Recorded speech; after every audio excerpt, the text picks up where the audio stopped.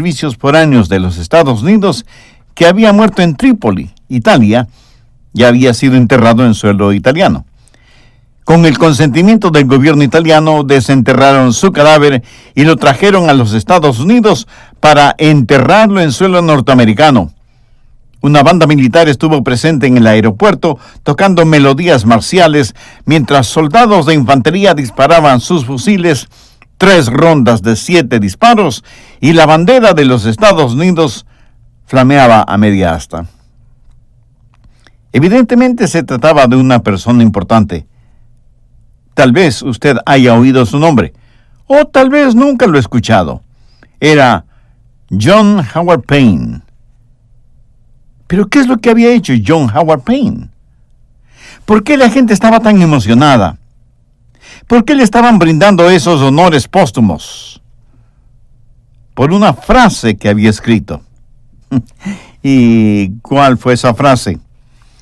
Él, sencilla pero elocuentemente, escribió: placeres y palacios, aunque a menudo los puedo gozar, con toda humildad digo, no hay lugar como el hogar. Esta frase que él escribió ha tocado los corazones de las personas alrededor del mundo hasta el día de hoy. Por eso, como nación, se decidió homenajear a John Howard Payne por haber escrito: no hay lugar como el hogar. Y hoy quiero hablar acerca del hogar, de la familia, porque la familia es un pedacito del jardín del Edén que aún nos queda. Dios estableció a la primera familia en el jardín del Edén, y es como familia que miramos hacia el futuro, al hogar celestial que el Padre nos prepara para la eternidad. Los antropólogos y sociólogos y sabelotodólogos nos dicen que la familia de alguna manera surgió del pantano y cieno de la evolución, y que a través de graduales procesos evolutivos en la biología y la sociología se formó la familia. ¿Cree usted eso? Yo no lo creo. La familia tuvo su origen en el corazón y la mente de Dios. Fue la primera institución que Dios formó para responder a las más profundas necesidades físicas, sociales, espirituales y fisiológicas de la humanidad. Es vital que entendamos la importancia de la familia, porque los hijos deben nacer en el seno de una familia. Un niño en la familia desarrolla su propio concepto de lo que es el hogar. Un niño sin hogar no tiene ese beneficio. No sabe quién es o qué es. No tiene autoconciencia. Es dentro del hogar que un niño o una niña aprende quién es, qué es lo que puede hacer y qué es lo que se espera de él.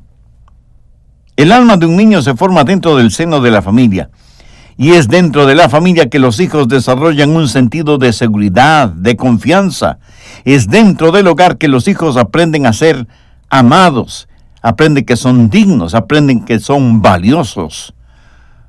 Un hijo mira el rostro de sus padres y ve en los ojos de su madre eso que intuye es amor, y se siente apreciado porque su madre le ama, porque su padre le ama. Un niño adquiere el concepto de sí mismo en el hogar, adquiere el concepto de la familia en el hogar. Y cuando en el hogar hay parámetros y limitaciones y reglas y disciplina, los hijos aprenden que no son ellos mismos la ley. Aprenden que tienen que saber convivir con los demás miembros de la familia, y van aprendiendo respeto a la autoridad. La Biblia dice que un hijo dejado a su voluntad será una vergüenza para sus padres. Busque Proverbios 23, los versos 13 y 14. No rehúses corregir al muchacho, porque si lo castigas con vara, no morirá. Lo castigarás con vara y librarás su alma del Seol. Es en el seno del hogar que nuestros hijos adquieren el concepto de Dios. Se hace referencia a Dios como Padre. Y si nuestros hijos no reciben amor, misericordia, gracia y cuidados, el concepto de ellos acerca de Dios será totalmente torcido. La familia es la unidad básica de la sociedad y por eso es que Satanás desde el jardín del Edén hasta nuestros días ha declarado la guerra a la familia. Por eso es que muchos seriamente preocupados preguntan, ¿hay algún futuro para la familia? ¿Es la familia una institución que continuará existiendo o llegará a pasar con la familia lo que ha pasado con los mastodontes y los dinosaurios que han desaparecido? ¿Se volverá la familia solo una reliquia de otra época? Mi amigo, hay ciertas cosas en la vida que son absolutamente no negociables. Ciertas cosas que debemos aprender si es que queremos que haya un futuro para nuestras familias. Y si es que no hay un futuro para las familias, entiéndalo muy claramente. No habrá un futuro para nuestra sociedad, no habrá un futuro para nuestros países, no habrá un futuro para el mundo. Bien, el capítulo 5 de Deuteronomio es como una repetición de los 10 mandamientos que encontramos en Éxodo 20. Se podría decir que es para reforzarlos. Pero en Deuteronomio 5:29, Dios dice lo siguiente en lo concerniente con su pueblo. ¿Quién diera que tuviesen tal corazón, que me temiesen y guardasen todos los días todos mis mandamientos, para que a ellos y a sus hijos les fuese bien para siempre? Dios está diciendo que si ellos guardan, cumplen sus mandamientos, habrá un futuro para la familia. Creo que todos conocemos los 10 mandamientos, y cuando digo conocer, admito que esto no significa necesariamente que los obedecemos. Como ya lo mencioné, y usted seguramente lo sabe muy bien, los 10 mandamientos los encontramos en Éxodo 20 y en Deuteronomio 5. Pero quiero que veamos Deuteronomio 6, desde el verso 1. Estos pues son los mandamientos, estatutos y decretos que Jehová vuestro Dios mandó que os enseñase, para que los pongáis por obra en la tierra a la cual pasáis vosotros para tomarla, para que temas a Jehová tu Dios, guardando todos sus estatutos y sus mandamientos que yo te mando, tú, tu hijo y el hijo de tu hijo, todos los días de tu vida. Aquí Dios está hablando del futuro para la familia. Ahora, ¿por qué debemos guardar, obedecer y cumplir sus mandamientos? El final del verso 2 tiene la respuesta. Para que tus días sean prolongados. Veamos el verso 3. Oye pues, oh Israel, y cuida de ponerlos por obra para que te vaya bien en la tierra que fluye leche y miel, y os multipliquéis, como te ha dicho Jehová, el Dios de tus padres. El verso 4 es tal vez el más importante para un judío ortodoxo o el más importante en las Escrituras. Oye Israel, Jehová nuestro Dios, Jehová uno es. Ahora quiero que note cuidadosamente lo que entonces se le dijo a Israel y lo que se nos dice a nosotros en la actualidad, desde el verso 5. Y amarás a Jehová tu Dios de todo tu corazón y de toda tu alma y con todas tus fuerzas.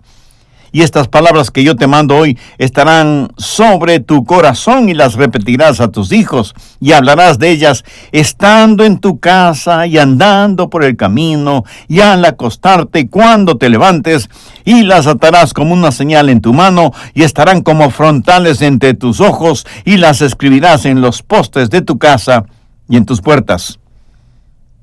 Esto es lo que Dios dice que debemos hacer para el futuro de la familia. Por lo tanto, debemos instruir a nuestros hijos para que como familia, como sociedad, como nación, tengamos un futuro. Al respecto, quiero que note algunos puntos muy importantes. Primero, el hogar es la universidad de la vida. Dios dice que sus mandamientos deben ser enseñados en el hogar, en el seno de la familia. Dios no dio estos mandamientos al gobierno, aunque los gobiernos deberían guiarse por ellos. Dios no dio estos mandamientos a la industria, aunque todos los industriales deberían aprender de ellos. Dios no dio estos mandamientos al sistema educativo, aunque la educación puede beneficiarse de ellos. Dios dio estos mandamientos a la familia. Entiende el texto y el contexto para que no tengan ningún pretexto. El plan prioritario de Dios es que la fe debe ser transmitida de los padres a los hijos. Nuestros hijos deben ver nuestra fe en Dios, en todo lo que hagamos, en todo lo que decimos. La atmósfera o medio ambiente en el cual nuestros hijos crecen debe estar saturada de piedad, basada en el cumplimiento de los 10 mandamientos. Y porque la familia es el centro, el corazón, el núcleo, el diablo ha declarado una guerra feroz y sin cuartel contra la familia. Segundo, los padres son los profesores en esta universidad. Los padres, y con esto quiero decir papá y mamá, son los profesores. Mire la primera parte del verso 7. Y las repetirás a tus hijos. En algunas versiones bíblicas, la palabra repetirás está traducida muy correctamente como enseñarás. ¿Sabe lo que muchas veces es un delincuente juvenil? Es un jovencito o una jovencita tratando de actuar como sus padres. Muchas veces hablamos de hijos irresponsables cuando el verdadero problema son los padres irresponsables. Padres y madres que no hacen lo que deberían hacer como padres y han botado a la basura sus responsabilidades. Ahora, como profesor o profesora en esta universidad de la vida, ¿qué cualidades y calificaciones debe tener? El verso 5 lo dice: y amarás a Jehová tu Dios de todo tu corazón y de toda tu alma y con todas tus fuerzas. ¿Lo ve?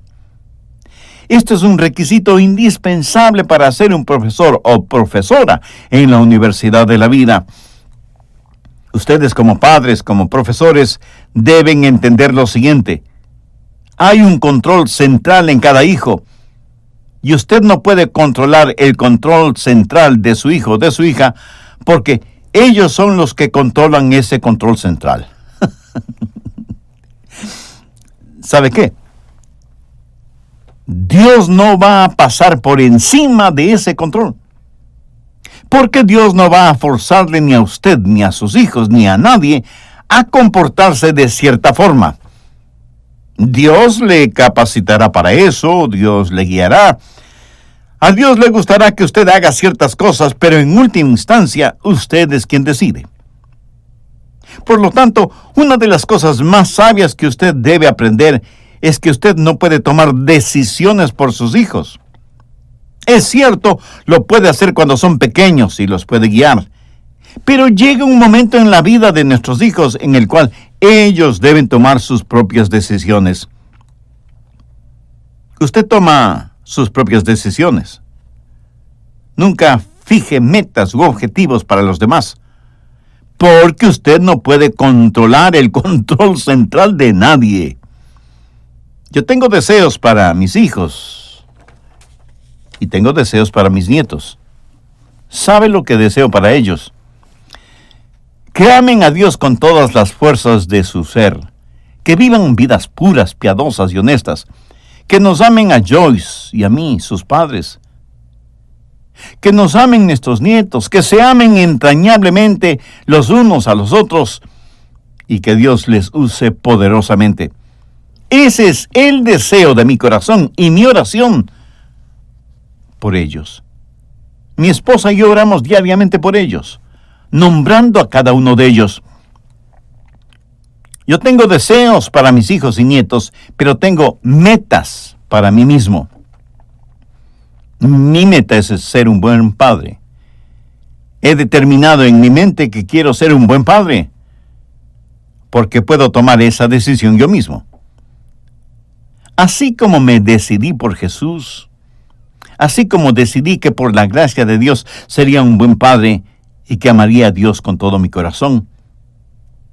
Así que la calificación o cualidad para ser un buen profesor en la universidad de la vida es amar a Dios con un amor sincero, sin mediocridades. Nuestros hijos necesitan ver en nosotros que amamos a Dios honesta, sincera y apasionadamente. Y recuerde que los hijos pueden detectar una falsedad en forma intuitiva.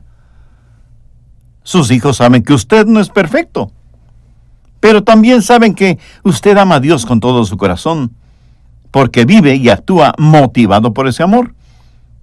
Y usted debe amar a Dios no solo con su corazón, sino también con su alma, o sea, con su ser interior.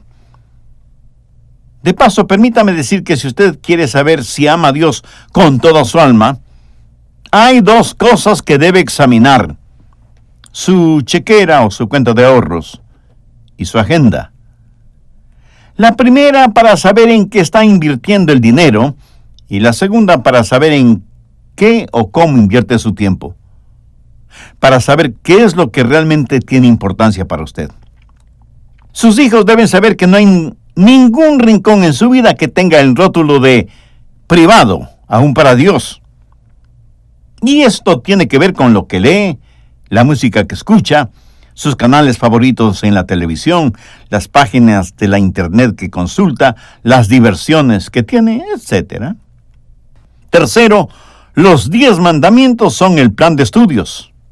En el capítulo 5 de Deuteronomio tenemos los 10 mandamientos, y en el capítulo 6 dice que los padres deben enseñar esos mandamientos y estatutos a sus hijos y nietos. Ahora, permítame decir algo en forma muy enfática. Los 10 mandamientos no son accidentales ni incidentales, son fundamentales, dados primordialmente a los padres para que los enseñen a sus hijos y nietos en el seno de la familia. Estos mandamientos son sólidos como el acero, pero no son frías y rígidas restricciones. Son leyes liberadoras de vida. Son las paralelas sobre las cuales el tren de la vida con el núcleo de la familia debe recorrer. En la actualidad, muchos cristianos evangélicos están molestos y se quejan porque los 10 mandamientos ya no se exhiben en los salones de clases de escuelas y colegios. Y estoy de acuerdo en que eso es muy triste.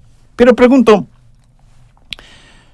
¿cuántos de ustedes tienen los 10 mandamientos en la sala o el dormitorio de sus hijos, o aunque sea en el garaje o el sótano de su casa, o en algún lugar en donde constantemente todos los miembros de la familia puedan leerlos? Al respecto, Dios les dio a los israelitas órdenes concretas y precisas. Veamos Deuteronomio 6:9. Y las escribirás en los postes de tu casa y tus puertas. ¿Para qué? Pues para que todos los miembros de la familia, al salir de la casa o al entrar en la casa, pudieran leerlos. Dios nos ha dado los 10 mandamientos como directrices espirituales y morales, y nunca tendremos familias exitosas a menos que les enseñemos los parámetros divinos a nuestros hijos y nietos. Mi amigo, en la sociedad actual en la que vivimos, no es suficiente el decir a nuestros hijos, porque yo lo digo. Más bien, con la Biblia en la mano, debemos decirles, mira, hijo o hija, esto es lo que Dios enseña en su palabra. Ahora, esto no significa que usted no ponga ciertos límites. Porque si nuestros hijos no tienen ciertas reglas, ciertas restricciones, van a crecer con un sentido de inseguridad. Y desde ya debo decirles que ellos empujarán y probarán esos límites. Eso es normal y natural, y no hay nada de malo en eso. Eso es instintivo en la vida. Así que no se sorprenda ni se escandalice, ni piense que sus hijos están tratando de pisotear su autoridad cuando ellos empujan esos límites. Están tratando de ver cuán firme es usted en hacer respetar esas reglas. Oh, es cierto, se enojarán con usted, le llamarán anticuado, fuera de moda, incluso le dirán que le odian. Pero íntimamente le admirarán porque usted hace cumplir los límites impuestos y en cierta forma les ayuda a tener disciplina en sus vidas. Permítame añadir algo más al respecto. Una vez que ha hecho conocer a sus hijos cuáles son los límites, no tiene que estar luchando siempre con sus hijos para que los cumplan. Usted, en consejo familiar, les dice: hijos, en este hogar tenemos ciertos límites, ciertas reglas, por las cuales nos regimos todos. Así ellos saben que esos límites no tienen una dedicatoria especial para ellos, y pudiera ser que los acepten con gusto y hasta con agradecimiento. Pero si usted no establece sus límites, será un largo y arduo camino el que recorrerá en la educación de sus hijos, y cada vez que ellos argumenten con usted, usted irá bajando sus estándares, porque no puso límites y reglamentos claros y definitivos desde un principio. Los 10 mandamientos son, pues, el plan de estudios. Cuarto, los hijos son los estudiantes. El verso 7 dice: ese plan de estudios debe ser enseñado a nuestros hijos. ¿Cuándo hay que enseñarles eso? Pues lo más tempranamente posible y en todo lugar. Y hablarás de ellas, o sea, de las palabras de Jehová, estando en tu casa y andando por el camino y al acostarte cuando te levantes. En simple español, eso significa siempre. Ahora, siendo que nuestros hijos son los estudiantes, necesitan saber que ya están inscritos en esta universidad de la vida, y están inscritos desde muy temprana edad. Francisco Javier fue un muy conocido educador católico, y él alguna vez dijo: permítanme educar a sus hijos hasta los 7 años de edad. Después de eso, les puede enseñar cualquiera. Lo que está diciendo es que el carácter de un niño o una niña está formado para cuando cumple sus 7 años de edad. Una señora le preguntó a su pastor: Pastor, ¿cuándo debo empezar el entrenamiento espiritual de mi hijo? Y el pastor a su vez le preguntó: ¿y qué edad tiene su hijo? Ella le dijo: pues, tiene 5 años de edad. Y el pastor, sin ningún titubeo, le dijo: hermana, usted está atrasada 5 años. Y yo diría 5 años y 9 meses, porque los hijos deben ser entregados a Dios antes de que nazcan. Dios le ha dado a usted hijos para que los críe, los eduque e instruya. Ese es su sagrado deber y responsabilidad. No es la responsabilidad ni del gobierno ni de la iglesia, de la denominación que sea, el criar a sus hijos. Quinto, la vida es el laboratorio. Veamos nuevamente Deuteronomio 6, los versos del 7 al 9. Y las repetirás a tus hijos, y hablarás de ellas estando en tu casa y andando por el camino y al acostarte y cuando te levantes, y las atarás como una señal en tu mano, y estarán como frontales entre tus ojos, y las escribirás en los postes de tu casa y en tus puertas. ¿Cómo se debe enseñar la palabra de Dios? Primero, la palabra de Dios debe ser enseñada convincentemente. ¿Qué es lo que dice el verso 6? Y estas palabras que yo te mando hoy estarán sobre tu corazón. Y no se necesita ser un científico para entender que si la palabra de Dios no está en su corazón, pues usted no tiene nada para enseñar. Porque como bien dice el refrán popular, nadie puede dar lo que no tiene, ni enseñar lo que no sabe. Aunque ahora, en nuestro mundo actual, se puede hacer lo primero, y con falsos diplomas académicos, aún los ignorantes están enseñando su ignorancia. Si usted como padre o como madre creyente quiere enseñar honestamente a sus hijos y nietos la palabra de Dios, primero asegúrese de que usted conoce los estatutos, las órdenes, los mandamientos y en general la palabra de Dios. El Salmo 112, los versos 1.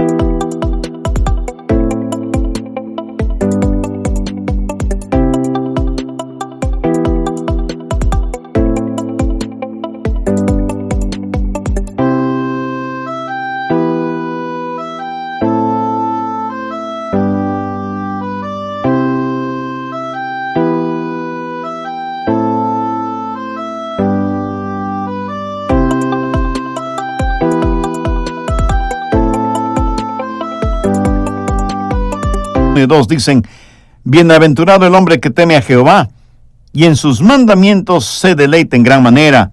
Su descendencia será poderosa en la tierra. La generación de los rectos será bendecida.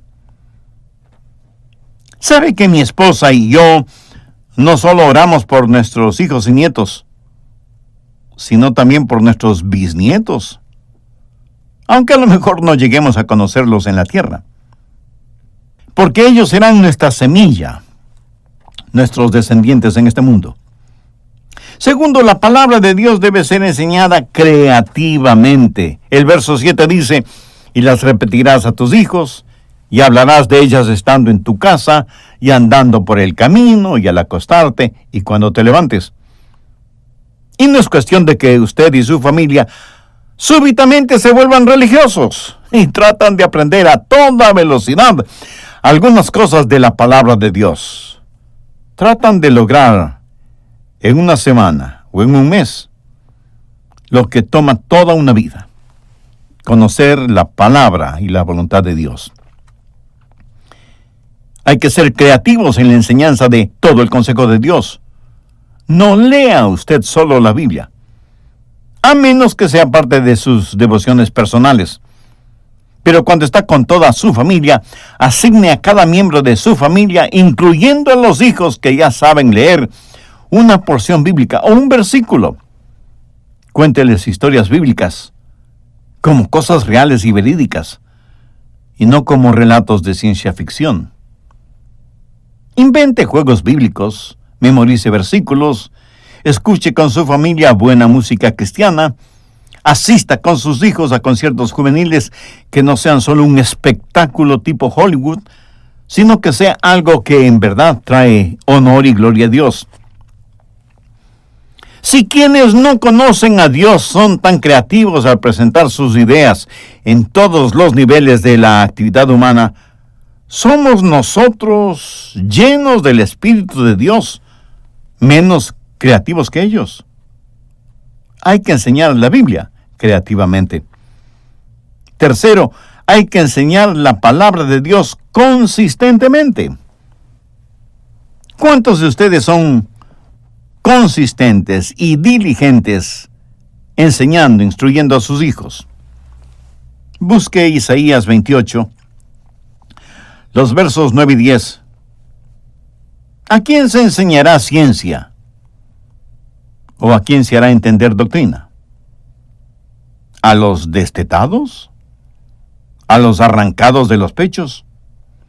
Porque mandamiento tras mandamiento, mandato sobre mandato, renglón tras renglón, línea sobre línea, un poquito allí y otro poquito allá. Mi amigo, esa es la forma de enseñar la palabra de Dios. Ahora, reconozco que esto no es nada fácil, pero ninguna cosa que realmente vale la pena es fácil. Pero la fuerza acumulativa de esta forma de enseñanza será extraordinaria, con dividendos espirituales eternos. Cuarto, hay que enseñar la palabra de Dios conversacionalmente. El versículo 7 dice: y hablarás de ellas. No es cuestión simplemente de decir palabras, sino que esas palabras sean parte inteligente de nuestras conversaciones. Y si ustedes son padres o ya son abuelos que conocen a Dios, encontrarán cada oportunidad, cada día, para conversar con otros acerca de la palabra de Dios. Pero, por sobre todas las cosas, no administre la palabra de Dios como si es que estuviera dando a sus hijos, nietos o vecinos un purgante o aceite de bacalao. Y cuando hable de las cosas de Dios, no lo haga como si estuviera dictando una cátedra. Ni los profetas, ni Jesús, ni los apóstoles lo hicieron así. ¿Qué razón tiene usted para tener poses académicas cuando está conversando acerca de la palabra de Dios? Verá,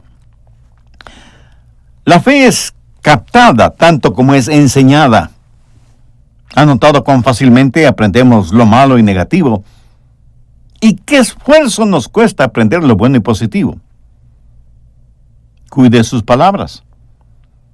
Si tiene hijos, Recuerde que esos oídos lo escuchan todo, aunque a veces, especialmente cuando les ordenamos hacer algo, parece que fueran totalmente sordos.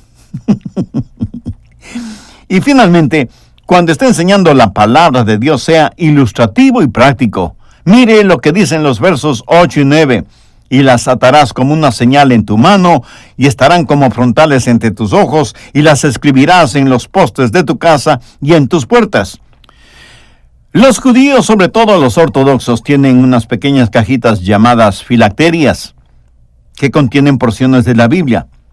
Las llevan amarradas en la mano izquierda o sobre la frente entre sus ojos. ¿Por qué lo hacen? Porque para ellos esto tiene un significado muy profundo que algo debe enseñarnos a nosotros. La palabra de Dios entre sus ojos sobre la frente simboliza que todo lo que uno piensa debe estar controlado por la palabra de Dios. Y la palabra de Dios amarrada en la mano quiere decir que cualquier